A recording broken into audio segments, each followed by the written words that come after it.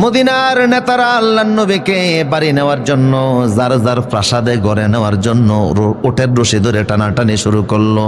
আল্লাহ রসুল বললেন, আমার ওটের রশি ধরে টানবা না, আল্লাহর যেখানে হুকুম হবে সেখানেই আমার ওটটা নিজেই বসে যাবে।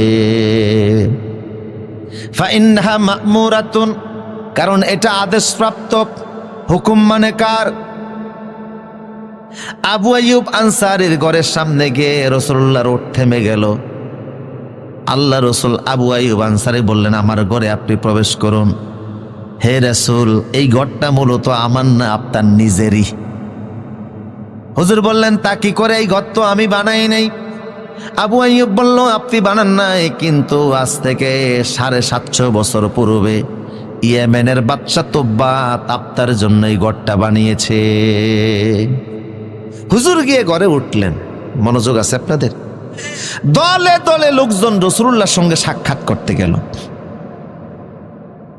সারা মদিনাবাসী, আশেপাশের লোকজন রাসূলের সঙ্গে দেখা করতে গেছে।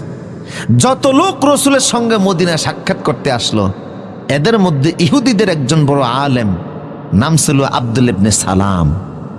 তিনিও গেলেন, যে রাসূলকে বললেন, এই মদিনার কমিউনিটিতে, ইহুদি এই জনপদে আমি সবচেয়ে বড় আলেম, তাওরাতের হাফেজ।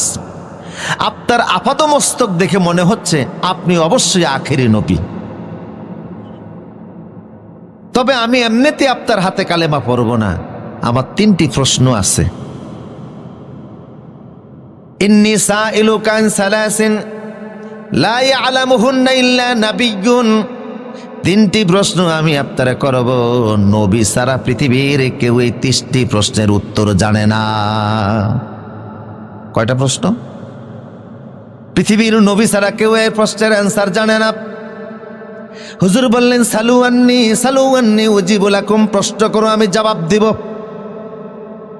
কারণ উতীতুল ইলমা মিনাল আউয়ালিন ওয়াল আখিরিন, কিয়ামত পর্যন্ত যত জ্ঞানের প্রয়োজন সব আল্লাহ নিজে আমারে শিখিয়েছে।